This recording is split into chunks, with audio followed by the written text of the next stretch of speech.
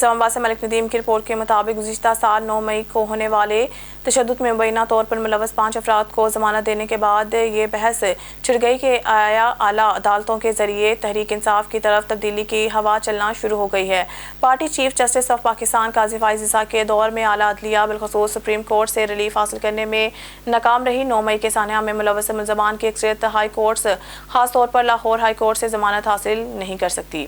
ملک ندیم کی رپورٹ کے مطابق جعلی سفری دستاویزات پر بیرون ملک جانے کی کوشش ناکام، 2 افغان مسافر آف لوڈ۔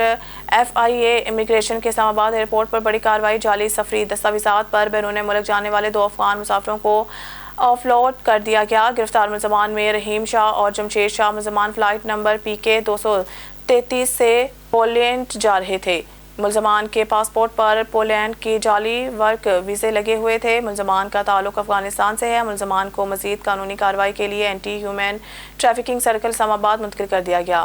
ملک ندیم کی رپورٹ کے مطابق سینکڑوں شہریوں سے ویزا کے نام پر اربوں روپے ہتھیانے والا بدنام زمانہ گروہ گرفتار۔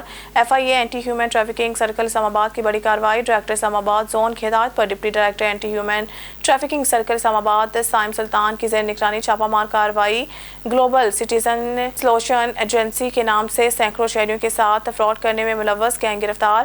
چھاپہ مار کارروائی میں خاتون سمیت 4 ملزمان کو گرفتار کر لیا گیا۔ چھاپہ مار ٹیم میں سب انسپکٹر ہادی پرستان، سب انسپکٹر بلال عباسی، سب انسپکٹر ارباب فاروق اور ASI نعمان احمد شامل۔ ملزمان نے بیرون ملک امریکہ، کینیڈا، آسٹریلیا سمیت یورپی ممالک میں ملازمت کے نام پر سادہ لو شہریوں سے اربوں روپے ہتھیائے۔ ملک ندیم کی رپورٹ کے مطابق اسلام آباد ہائی کورٹ کے سابق جج شوکت عزیز صدیقی جمعہ کو سپریم کورٹ کے 5 رکنی بینچ کی جانب سے عہدے سے ہٹائے جانے کو غیر قانونی قرار دینے کے بعد آخری ہنس پڑے۔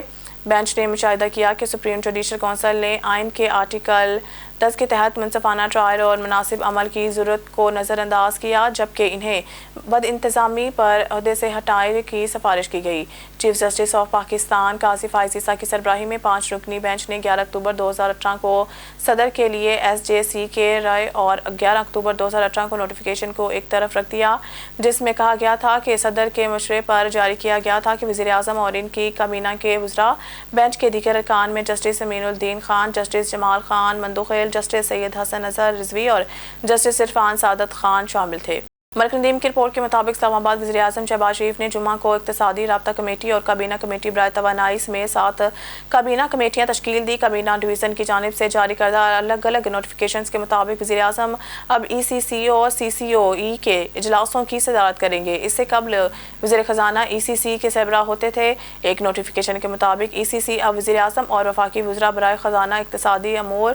ملک ندیم کی رپورٹ کے مطابق وزیر خارجہ اسحاق ڈار نے آج لندن میں FCDO میں برطانیہ کے وزیر مملکت برائے جنوبی ایشیا دولت مشترکہ طارق محمود احمد سے ملاقات کی۔ لارڈ احمد نے وزیر خارجہ کا عہدہ سنبھالنے پر وزیر خارجہ ڈار کو مبارکباد دی اور نئی حکومت کے ساتھ مل کر کام کرنے کی خواہش کا اظہار کیا۔